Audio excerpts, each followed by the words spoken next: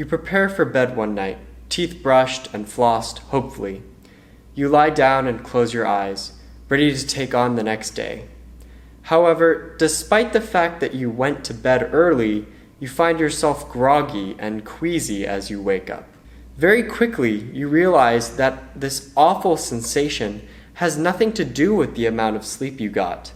The fluorescent lights shining upon you hurt your eyes. The smell of sterilizing alcohol fills your nostrils, and as your vision adjusts, you see that you are all tubed up and connected to a man in a hospital bed next to you. A doctor comes in, just in time to answer all the questions swirling around in your head. "Ah, you're awake," he exclaims, as you ask what's happening, and he begins to explain, "You see, last night you were kidnapped by the Society for Music Lovers. One of their absolute favorite artists, this violinist that you are connected to, had an enigmatic disease that they finally solved. The cure involved finding someone with the perfect blood type, blood with a very specific and rare type of protein. And it so happens that you are the one person on this earth whom they found that fits the bill. I apologize that you find yourself in this terrible situation, but you can't disconnect yourself from him or else he'll die. But don't worry, you'll be free to disconnect after 9 months when he'll no longer need your body." This is a quick summary of the hypothetical situation found in the violinist argument, used by many pro-choice advocates who try to champion this idea. No one, even if they have the right to life, has the right to use another person's body without their consent. We instinctively know the person abducted in this scenario is not morally obligated to remain connected to the violinist. So the argument seems strong on the surface. So let's take a closer look. The first obvious counterpoint is that the violinist argument entirely relies on a pregnancy being non-consensual for it to work, which is very rarely the case. A person being kidnapped and having their body used against their will is very different compared to someone partaking in an act that naturally produces another human being that requires special care. Today's world disconnects the concept of sex and having children so much to the point that it finds itself surprised whenever sex results in pregnancy. No matter how many contraceptives are thrown at sex, we can't forget the biological fact that sex can and does naturally lead to conception, even if you're not expecting it. You're still responsible for what happens next. For example, let's say a man has sex with a woman. She naturally gets pregnant and decides to keep the child against his wishes. When child support is asked of him, he can't say that he consented to the sex but not getting her pregnant, even if he tried taking precautionary measures by using contraception. It's a fact of life that artificial contraception doesn't always work, and it's a fact that he should have taken that into account. In the same manner, if a woman consents to sex and gets pregnant, she can't claim bodily autonomy to get rid of the baby. She took part in an act that has the inherent possibility of creating a person in need. And by participating in the act, it follows that the consequences must be accepted also.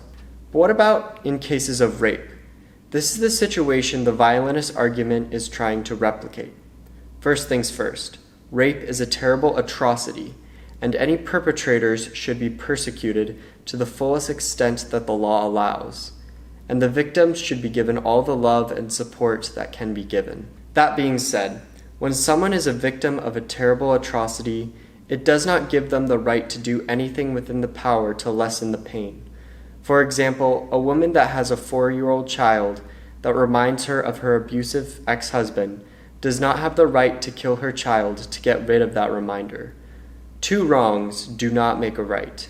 How can we say, though, that a woman can't get an abortion even if she didn't consent to the pregnancy? There are 2 important points of disanalogy between the violinist argument and pregnancy. Number 1, you are not related to the violinist, whereas the pregnant mother is related to the child in her. And parents have a special obligation to their children that strangers do not have to each other. A parent won't be found morally culpable if they aren't serving in a soup kitchen, but they are certainly will be found morally culpable if they aren't feeding their own children. However, in the violinist's case, even if you were his parent and had this extra obligation to take care of him, you are not morally obligated to provide extraordinary needs, which include organ donation, blood transfusions, etc. Parents are only obligated to provide for the children's ordinary needs, and this is where the second disanalogy between the violinist argument and a pregnancy is found. A woman's kidney, blood, bone marrow, all of these are in her body, for her body. If she wants to donate any of them to one of her children in need, this would be extraordinary care. However, a woman's uterus is very unique in the fact that it's in her body for someone else's body. Its primary purpose is to provide a place to grow for her children. Inhabiting its mother's uterus is not an extraordinary need that a child needs for its first 9 months of life. It's the natural and ordinary way of life. And with that, the violinist argument falls apart.